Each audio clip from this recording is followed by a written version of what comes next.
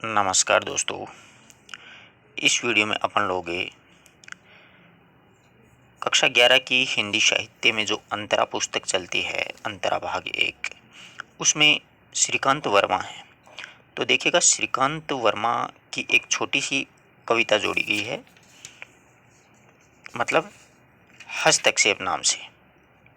ठीक है, तो उस हस्तक्षेप कविता के बारे में पढ़ेंगे। सबसे पहले अपन को क्या करना है, लेखक का कवि परिचय पढ़ना है। ठीक है, तो श्रीकांत वर्मा जो हैं वो कवि हैं। तो सबसे पहले इनके जन्म और मृत्यु का अपन को पता होना चाहिए।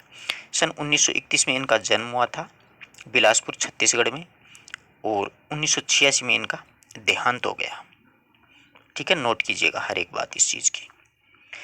श्रीकांत वर्मा का जन्म बिलासपुर मध्य प्रदेश में हुआ। इनकी आरंभिक शिक्षा तो बिलासपुर में हुई। 1956 में ये क्या हो गया, नागपुर विश्वविद्यालय से हिंदी से एमए किया। एमए करने के बाद में उन्होंने एक पत्रकार के रूप में अपना साहित्यिक जीवन आरंभ किया। तो ध्यान रखिएगा, कोई भी साहित्यकार होता है वो पहले पत्रकार होता है। पहले समाचार पत्रों में उनकी छोटी छोटी कहानियाँ हैं, संस्मरण हैं, निबंध हैं, आलेख हैं, वो छपते रहते हैं। फिर बाद में वो साहित्य की दुनिया में प्रवेश करते हैं। तो प्रत्येक साहित्यकार के देख लेना चाहिए, आपको ये जरूर मिलेगा कि वो पत्रकारिता से जुड़े हुए थे। वो इसका कारण यही होता है। इन्होंने प्रमुख पत्रिकाएं जो हैं उनमें देखिए, श्रमिक है, कृति है, दिनमान है और वर्णिका है। इन पत्रिकाओं का इन्होंने संपादन किया। इनके अलावा इनको ध्यान रखिएगा, कुछ महत्वपूर्ण पुरस्कार भी मिले थे। इनकी जो ख्याति है वो ध्यान रखना, दिनमान पत्रिका के माध्यम से ज़्यादा फैली थी। एक्चुअल में क्या है कि दिनमान पत्रिका से 1966 से 77 तक ये जुड़े रहे थे। इस प्रकार की बातें जो मैं पुस्तक के एक्स्ट्रा बता रहा हूँ आपको, वो आप नोट कर लीजिएगा। दिनमान पत्रिका से ये 1966 से 77 तक जुड़े रहे थे। इनके अलावा इनको बहुत प्रसिद्ध पुरस्कार भी मिला था। जैसे मध्य प्रदेश सरकार से इनको तुलसी पुरस्कार से सम्मानित किया गया था। कब किया गया था, 1973 ईस्वी में। इसी के साथ में आचार्य नंदुलारी पुरस्कार वो 1984 में इन्हें मिला था, नंदुलारी वाजपेयी। और इसी के अलावा इनको मिला था एक शिखर सम्मान 1981 में मिला था, और कुमार आसन पुरस्कार है वो 1984 में इन्हें प्रदान किया गया था। इन पुरस्कारों से इनको क्या किया गया था, सम्मानित है वो किया गया था। मूल रूप से ये कांग्रेस के साथ में जुड़े हुए थे, और एक बार ये राज्यसभा के सदस्य भी बने थे। और इनके द्वारा एक प्रसिद्ध नारा है, गरीबी हटाओ, वो भी दिया गया था। हालांकि वो इतने मायने नहीं रखते हैं ये चीज़, राज्यसभा के सदस्य वगैरह ये। श्रीकांत वर्मा की कविताओं में समय और समाज की विसंगतियों एवं विद्रूपताओं के प्रति क्षोभ का स्वर प्रकट होता है। इनकी प्रसिद्ध अब रचनाएं ध्यान रखना, ये भटका मेघ है ना, इनकी प्रथम रचना, पहला काव्य संग्रह है जो 1957 में प्रकाशित हुआ था। कब हुआ था, 1957 में। इनके अलावा दिनारंभ 1967 में, माया दर्पण भी 1967 में, जलसागर 73 में, और मगध है वो प्रकाशित हुआ था इनका 1984 में। ध्यान रखना इस बात का, मगध कब प्रकाशित हुआ था, 1984 में। ये इनके प्रसिद्ध काव्य संग्रह हैं। स्पेशली ध्यान रखना, बहुत बार पूछा जाता है मगध काव्य संग्रह किसका, क्योंकि ये बहुत प्रसिद्ध है और इसी मगध काव्य संग्रह है, इसके कारण इनकी ख्याति है वो काफी फैल गई थी चारों तरफ से। ठीक है, ये इनकी प्रसिद्ध प्रसिद्ध रचनाएं हैं। मगध को स्पेशली ध्यान रखना। वैसे तो भटका मेघ, दिनारंभ है, माया दर्पण है, जलसागर है, ये मगध स्पेशल ध्यान रखना। और हो सकता है तो एक्चुअल में इनके 5-4 काव्य संग्रह प्रकाशित होने के कारण क्रम से भी पूछा जा सकता है, तो एक लाइन के अकॉर्डिंग आप इनको लिख सकते हो पंक्ति में, जैसे भटका मेघ, दिनारंभ, माया दर्पण, जलसागर, मगध। तो भटका मेघ 57 में, दिनारंभ और माया दर्पण 67 में, और जलसागर 73 में, मगध है वो 84 में प्रकाशित हुआ था। और इस मगध के लिए इनको क्या मिला हुआ था, साहित्य अकादमी पुरस्कार है, इससे भी इनको सम्मानित था। वो मगध काव्य संग्रह पर साहित्य अकादमी पुरस्कार मिला था इनको मरणोपरांत, मतलब इनका देहांत हो गया था कब, 86 में, और 87 में इनको ये साहित्य अकादमी पुरस्कार है वो मिला था। आगे बात समझ में, आगे देखते हैं। इनकी कविताओं में गुजरते हुए एक यह महसूस होता है, यानी इनकी कविताओं को पढ़ते हुए अपन को ये महसूस होता है कि कवि का अपना परिवेश और संघर्षरत मनुष्य के प्रति गहरा लगाव था। उनके आत्मगौरव और भविष्य को लेकर केवल लगातार क्या थे, ये चिंतित थे, यानी बेचारे परेशान थे। इनमें यदि परंपरा का स्वीकार है तो उसे तोड़ने के बदलने की बेचैनी भी है। प्रारंभ में उनकी कविताएं हैं, अपनी जमीन और ग्राम्य जीवन की गंध की अभिव्यक्ति मिलती है इनकी कविता में। किंतु जलसाघर तक आते आते, इन्होंने जलसाघर लिखा था ना 1973 में, ये प्रारंभिक कविता है ना, इनमें इनकी माटी की सौंधी खुशबू है वो महसूस की जा सकती है। लेकिन जलसा करे वहाँ तक आते आते महानगरीय बोध का प्रक्षेपण करने लगी थी, यानी महानगर में रहने वाले से जीवन किस प्रकार से जिया जाता है, या फिर कहना चाहिए कि शहरीकृत अमानवीयता के खिलाफ एक संवेदनात्मक बयान में बदल जाती हैं, यानी संवेदनाहीन हो जाता है मनुष्य, शहर में आकर के स्वार्थी प्रवृत्ति हो जाता है। इतना ही नहीं, इनके दायरे में शोषित, उत्पीड़ित और बर्बरता के आतंक से जीती पूरी की पूरी दुनिया सिमट जाती है। इनकी कविताओं की अभिव्यक्ति यथार्थ के अनेक स्तरों पर प्रभावित करती है। इनका अंतिम काव्य संग्रह जो मगध है वो तात्कालिक शासक वर्ग के, अच्छा कथन है, नोट कीजिएगा, इस पंक्ति को अंडरलाइन कीजिएगा, मगध में है क्या। इनकी मगध जो कविता है उसमें क्या है कि तात्कालिक शासक वर्ग के त्रास और उनके अंधकारमय भविष्य को बहुत प्रभावी ढंग से इन्होंने रेखांकित है, वो इस कविता के या माध्यम से किया है। तो मगध बहुत ही प्रसिद्ध रचना है, स्पेशल ध्यान रखना, पक्का परीक्षा में ये पूछा ही पूछा जाएगा। आगे बात समझ में, मगध में क्या है, शासक वर्ग के त्रास, शासक वर्ग का दुख, उनके अंधकार में भविष्य को बहुत प्रभावी ढंग से इन्होंने इसमें चित्रित है, वो किया गया है। ठीक है, अब देखिएगा इनके प्रसिद्ध अन्य रचनाएं भी लिखी हैं, जैसे झाड़ी है, संवाद है, घर है, ठंड है, बांस है, ये इनके प्रसिद्ध कहानी संग्रह हैं। इसके अलावा इन्होंने दूसरी बार और अस्वस्थ ये उपन्यास भी लिखे हैं, और जिरह नाम से इन्होंने एक आलोचना है वो भी लिखी है, और अपोलो का रथ एक इनका रिपोर्ट वो संस्मरण है, वो काफ़ी प्रसिद्ध है।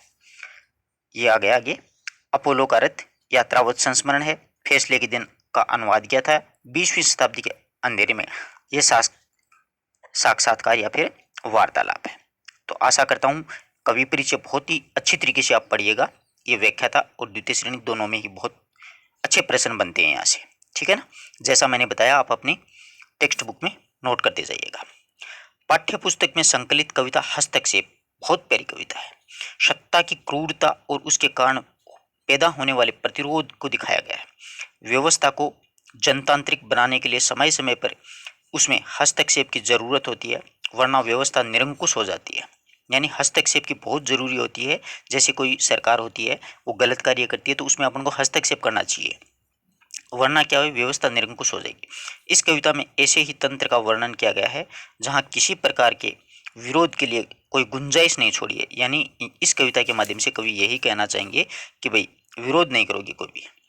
कवि सवाल खड़ा करता है कि जहां मुर्दे का भी हस्तक्षेप करना संभव है, उस समाज में जीता जागता मनुष्य चुप क्यों रह सकता है। यानी एक मुर्दा आदमी होता है वो जब हस्तक्षेप कर सकता है तो जीता जागता जो समाज है उसमें तो मनुष्य को चुप नहीं रहना चाहिए, बल्कि अपन लोग बिल्कुल चुपचाप ही सब कुछ देखते रहते हैं। बहुत ही प्यारी छोटी सी कविता है, बहुत प्यार से पढ़ेंगे एक एक चीज़ को, और प्रश्न कैसे बनेंगे वो भी मैं आपको बताऊँगा, आप बने रहिएगा। कोई छींकता तक नहीं है इस डर से कि मगध की शांति भंग न हो जाए। मगध को बनाए रखना है तो मगध में शांति रहनी चाहिए। कितनी प्यारी पंक्ति है कि कोई छींकता नहीं है। कवि यहाँ पर कहता है कि मगध में कोई छींकता तक नहीं है, क्योंकि वो इस डर से नहीं छींकता है कि कहीं हस्तक्षेप ना हो जाए, यानी मतलब मगध की शांति भंग ना हो जाए। मगध को अगर अपन को बनाए रखना है तो मगध में शांति रहनी चाहिए। अगर मगध को आपको बनाए रखना है तो मगध में शांति रहना बहुत ही आवश्यक है। कवि का यहाँ पर कहने का मतलब है कि शांति रहनी चाहिए, यानी चारों ओर से शांति रहेगी तो मगध है। कवि का कहने का मतलब यहाँ पर यह है कि निरंकुश सत्ता के द्वारा जनता को भय दिखाया जाता है कि कोई भी हमारी कार्य योजना में किसी प्रकार का कोई हस्तक्षेप नहीं करेगा। यदि मगध अर्थात राज्य की जो शांति रखनी है तो वहाँ की जनता को चुपचाप जो हो रहा है उसको देखता रहना है, कुछ भी बोलना नहीं है। यदि कोई भी सत्ता के खिलाफ आवाज़ उठाई तो सत्ता के द्वारा राज्य की शांति की व्यवस्था है वो भंग मानी जाएगी या भंग कर दी जाएगी। तो यहाँ पर प्रश्न बन सकता है कि कोई छींकता क्यों नहीं है, किस कारण से नहीं छींकता है, किस डर से, कि मगध की शांति भंग ना हो जाए। अगर आपको मगध को बनाए रखना है तो क्या करना है, मगध में शांति रहनी चाहिए, चाहे कुछ भी हो जाए, है ना। छोटा सा प्रश्न बनता है, आराम से आप इसका उत्तर कर सकते हो। पद्य का आपका कोई भी प्रश्न मैं गलत नहीं होने दूंगा, इस बात का मैं आपसे वादा करता हूँ, गारंटी के साथ 100% आपको किसी भी हालत में पद्य का कोई प्रश्न गलत नहीं होगा। पद्य इसी तरीके से अपन पढ़ेंगे। तो ये अगर किसी की कोई समस्या हो तो आप लोग पूछ सकते हो। आगे देखो, मगध है तो शांति है, यानी मगध है ना तो ही अपने समाज में शांति बनी रहेगी। कोई चीखता तक नहीं है इस डर से कि मगध की व्यवस्था में दखल न पड़ जाए। क्या बात है, दखल का मतलब व्यवधान। मगध में व्यवस्था रहनी है, व्यवस्था रहनी चाहिए। मगध में नहीं रही तो व्यवस्था रहेगी कहाँ पर। तो लोग क्या कहेंगे, यदि मगध में व्यवस्था नहीं रहेगी तो लोग अपन को क्या कहेंगे। तो देखिए छोटे छोटे प्रश्न बनेंगे। खड़ी बोली की कविता है। कोई चीखता नहीं है इस डर से। यहाँ पर कवि कहता है कि मगध में कोई चीखता नहीं है। क्यों नहीं रे? कि लोगों को डर है कि यदि मगध में चीखेगा तो व्यवस्था ही चल पड़ेगी, कि व्यवस्था में दखल पड़ जाएगा, कि अगर कोई चीख लेगा तो ऐसी व्यवस्था चल पड़ेगी जिसमें दखल पड़ जाएगा, यानी व्यवस्था में दखल पड़ेगा। तो कवि का कहने का मतलब है कि मगध में व्यवस्था रहनी चाहिए। मगध में अगर व्यवस्था नहीं रहेगी तो कहाँ पर रहेगी? मगध में व्यवस्था रहनी चाहिए। मगध में व्यवस्था नहीं रहेगी तो कहाँ पर रहेगी? तो फिर लोग अपन को क्या कहेंगे? लोग अलग अलग प्रकार के प्रश्न उठाएंगे, सवाल उठाएंगे। तो लोग सत्ता की निरंकुशता पर सवाल नहीं उठाने चाहिए।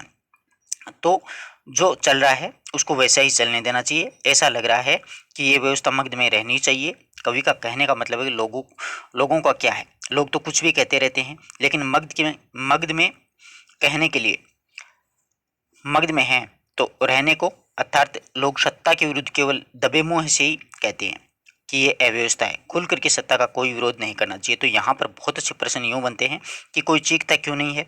इस डर से कि मगध की व्यवस्था खराब हो जाएगी, कि मगध में व्यवस्था में दखल पड़ जाएगा, यानी व्यवधान पड़ जाएगा। यदि मगध में व्यवस्था रखनी है और मगध में व्यवस्था अगर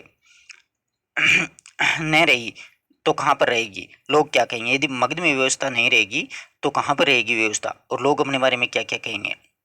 कहने दो, मतलब लोग जो भी कहते हैं कहने दो, उसका कोई फर्क नहीं पड़ता है। अर्थात चुपचाप लोग हैं वो सत्ता के विरुद्ध केवल अपनी दबी आवाज में बात कर सकते हैं। खुल करके अगर कोई बोला तो क्या होगा? मगध की व्यवस्था वो भंगी हो जाएगी, व्यवस्था में दखल पड़ जाएगा। तो यहाँ पर छोटे छोटे दो प्रश्न बनेंगे। कोई चीखता नहीं है, किस कारण से नहीं चीखता है? मगध की व्यवस्था के कारण नहीं चीखता है कि मगध की व्यवस्था खराब हो जाएगी भाई, यार व्यवस्था में यानी क्या पड़ जाएगा? दखल पड़ जाएगा। मगध की जो व्यवस्था है इसमें व्यवधान पड़ जाएगा, इसलिए कोई भी इस डर से चीखता नहीं है। मगध में व्यवस्था रहे मगध में व्यवस्था रहनी चाहिए। मगध में नहीं रही तो कहाँ पर रहेगी? मगध में व्यवस्था है वो रहनी चाहिए। अगर मगध में व्यवस्था नहीं रही तो कहाँ पर रहेगी? और क्या कहेंगे लोग? और लोग क्या क्या कहेंगे कि मगध में व्यवस्था नहीं है तो अपन क्या करें? ठीक है। लोगों का क्या है? लोग तो कहते ही रहते हैं। आगे देखिए लोगों का क्या है? लोग तो कहते रहेंगे। लोग तो ये भी कहते हैं कि मगध, अब कहने को मगध है, रहने को नहीं है। लोगों का क्या है? लोग तो कहते रहेंगे कि कोई फर्क नहीं पड़ता है, जो जैसा कहते हैं कहने दो। लोग तो ये भी कहते रहते हैं मगध, अब कहने को मगध रह गया है, रहने को नहीं रहा है। कि लोग तो ये कहते हैं कि मगध है वो कहने के लिए एक मगध राज्य बना है, कि शांति का एक दूत के रूप में माना जाता था पहले, अब वो बात नहीं है। अब रहने के लायक वो व्यवस्था नहीं है। कोई टोकता तक नहीं है। अब यहाँ पर कवि कहता है कि कोई टोकता नहीं है। क्यों? कि मगध में टोकने का रिवाज बन जाएगा, कि यहाँ पर कोई टोकेगा नहीं। क्यों? टोकने पर रिवाज बन जाएगा। तो यहाँ पर कवि का कहने का मतलब है कि उन्हें डर है कि कोई मगध में टोकने का अगर रिवाज बन जाए, अर्थात कोई व्यक्ति सत्ता की गलत जो नीतियाँ हैं उनका अगर विरोध नहीं करता है तो सत्ता के द्वारा आम जनता को डराया जाता है कि देखो रिवाज बन जाएगा, आप कुछ भी बोल नहीं सकते। यदि एक व्यक्ति की ने कोई आवाज़ उठाई तो सभी व्यक्ति आवाज उठाएंगे, फिर देश कैसे चल पाएगा? तो क्या हो जाएगा? एक रिवाज बन जाएगा। एक बार शुरू होने पर कहीं नहीं रुकता है हस्तक्षेप। आगे कवि कहता है कि यदि आम आदमी है, सत्ता के गलत निर्णयों के विरुद्ध हस्तक्षेप शुरू कर दिया जाए तो वह फिर कभी नहीं रुकेगा। वैसे भी मगधवासियों को कितना ही कतराओ। आगे कवि का मतलब यहाँ पर कहने का मतलब है कि मगधवासियों में तुम कितना भी बचने की कोशिश करो, तुम बच नहीं सकते हस्तक्षेप से। यानी मगधवासियों आप कितने भी बचने की कोशिश करो तुम बच नहीं सकते हो, क्योंकि निरंकुश जो सत्ता की अव्यवस्था है तुम्हें जरूर बोलने के लिए उत्साहित करेगी, उत्सुक करेगी। जब कोई नहीं करता तब नगर के बीच में, यानी अगर तुम अव्यवस्था के विरुद्ध में बोलना नहीं चाहते हो लेकिन फिर भी जो अव्यवस्था है तुम्हें बोलने के लिए मजबूर करेगी। कवि कहता है कि जब कोई हस्तक्षेप नहीं करता है तब मुर्दा बोल उठता है। जब कोई नहीं करता है तब नगर के बीच से गुजरता हुआ मुर्दा, मतलब मुर्दा बोल करके कहता है कि मनुष्य क्यों मरता है, कि मनुष्य क्यों मरता है, इसका कारण बताओ। यह प्रश्न कर हस्तक्षेप करता है, मनुष्य क्यों मरता है। यानी मुर्दा आदमी कैसा प्रश्न करता है कि मनुष्य क्यों मरता है। अच्छा प्रश्न बनता है यहाँ पर, बहुत अच्छा कंफ्यूज हो सकता है विद्यार्थियों के लिए परीक्षा की दृष्टि से कि एक मुर्दा भी। तो देखिए यहाँ पर इस पद्य को समझने की कोशिश कीजिए। जब कोई विरोध नहीं करता है, हस्तक्षेप नहीं करता है, तब नगर के बीच से गुजरता हुआ एक मुर्दा है, वह प्रश्न करता है वह प्रश्न कर हस्तक्षेप करता है, मनुष्य क्यों मरता है। तो यहाँ पर मुर्दा कौन सा प्रश्न करता है? मुर्दा ये प्रश्न करता है ये कि मनुष्य मरता क्यों है। तो जब कोई मुर्दा बोलकर कहता है कि मनुष्य मरता क्यों है, मनुष्य मरने का कारण क्या है, तो कवि कहता है कि जब कोई मुर्दा ही हस्तक्षेप कर सकता है तो तुम लोग तो जिंदा हो, तुम इस प्रकार से आम जनता को सत्ता के निर्णयों के विरुद्ध हस्तक्षेप करने के लिए आवश्यक है, तो मैं मतलब हस्तक्षेप करना चाहिए। तो कवि यहाँ पर हस्तक्षेप करने के लिए जनता को प्रेरित करता है। मगध का प्रयोग शासन व्यवस्था के प्रतीक के रूप में यहाँ पर किया गया है कि यानी कोई भी सत्ता होती है उसके प्रतीक के रूप में यहाँ पर मगध राज्य का नाम है वो रख दिया गया है। तो आशा करता हूँ ये छोटी सी कविता आपको आराम से समझ में आई होगी। किसी प्रकार का अगर कोई डाउट है किसी विद्यार्थी के तो आप लोग पूछ सकते हो, क्योंकि ये जो कविता है ना इससे एक प्रश्न पक्का बनता है, और किस प्रकार का बनता है वो मैंने बता दिया। छींकना शांति भंग हो जाएगी, और मगध को बनाए रखना है तो मगध में शांति रहनी चाहिए। तो आदमी छींकता किस डर से नहीं है? शांति के डर से कि भाई अशांति फैल जाएगी। चीखता किस डर से नहीं है? कि व्यवस्था में कोई दखल पड़ जाएगा। और मगध में कि जनता यहाँ पर क्या कहेंगे, लोग अपने पर आवाज़ उठाएंगे। लोगों को क्या कहते रहते हैं कि लोग तो ये भी कहते हैं कि मगध अब रहने के लिए नहीं रहा बल्कि एक कहने के लिए मगध हो गया है। कोई टोकता इस डर से नहीं है कि एक रिवाज बन जाएगा, एक बार शुरू होने पर नहीं रुक सकता है हस्तक्षेप। यानी एक आदमी कोई आवाज़ उठाना शुरू कर देता है तो हर राज्य में हर जो शासन व्यवस्था है उस पर उंगलियां उठनी, व्यवस्था पर उंगलियां उठनी शुरू हो जाती हैं। वैसे भी मगधवासियों में कितना भी कतराओ तुम बच नहीं सकते हस्तक्षेप से।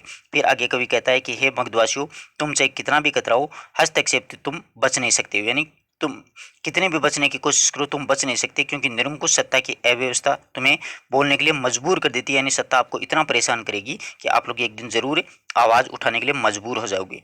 कोई नहीं करता है। तब एक नगर के बीच से गुजरता हुआ एक मुर्दा प्रश्न करता है हस्तक्षेप का कि मनुष्य क्यों मरता है। तो ये मुर्दा क्या प्रश्न करता है कि मनुष्य क्यों मरता है। जब मुर्दा भी प्रश्न कर सकता है तो आप तो जिंदा लोग हो, आपको तो शासन व्यवस्था पर हस्तक्षेप करना चाहिए, शासन व्यवस्था में। और उसको हस्तक्षेप करने के लिए ही कवि यहाँ पर प्रेरित कर रहा है आम जनता को। तो आशा करता हूँ कि आपको ये छोटी सी कविता आराम से समझ में आई होगी। इसमें इतनी कोई मतलब कठिन भाषा भी नहीं है, बिल्कुल खड़ी बोली में आसानी से समझ में आने वाली बात है। और जो मैंने आपको पाठ परिचय के बारे में जो स्पेशली बताया है उसमें आप साथ साथ नोट कर लीजिएगा। जैसे हस्तक्षेप कविता में कवि आम जनता की सत्ता की जो क्रूरता है उसके विरोध में हस्तक्षेप करने के लिए प्रेरित कर रहा है। इस कविता के माध्यम से आम जनता को प्रेरित कर रहा है। कविता में जो मगध का प्रयोग हो शासन व्यवस्था के प्रतीक के रूप में हुआ है, बिल्कुल आसान सी बात है। और कविता है वो ऐतुकांत है और उसमें अधिकतर व्यंजना शब्द शक्ति का, क्योंकि व्यंग्य का ही प्रयोग किया गया है। मतलब कोई छींकता तक नहीं है। इसमें कवि ये कहना चाहता है कि गलत के विरोध में आवाज़ उठाना स्वाभाविक है, फिर भी जनता भयभीत है कि सत्ता की क्रूरता से हस्तक्षेप नहीं करती है। कोई चीखता नहीं है, मतलब इसमें कवि ये कहना चाहता है कि निरंकुश सत्ता के खिलाफ कोई आवाज़ नहीं उठाता है ना। इस प्रकार से मतलब गलत कार्यों पर का विरोध अपन को करना चाहिए, और सत्ता की में जो कार्य हो रहे हैं उस पर हस्तक्षेप के लिए कवि है वो आम जनता को प्रेरित कर रहा है कि आपको हस्तक्षेप उनके कार्यों में करना चाहिए जो गलत कार्य किए जा रहे हैं सरकार के द्वारा, सत्ता के द्वारा, है ना। बस यही इसमें कहना चाहता है कवि। तो धन्यवाद दोस्तों, अपने मित्रों तक जरूर शेयर करना।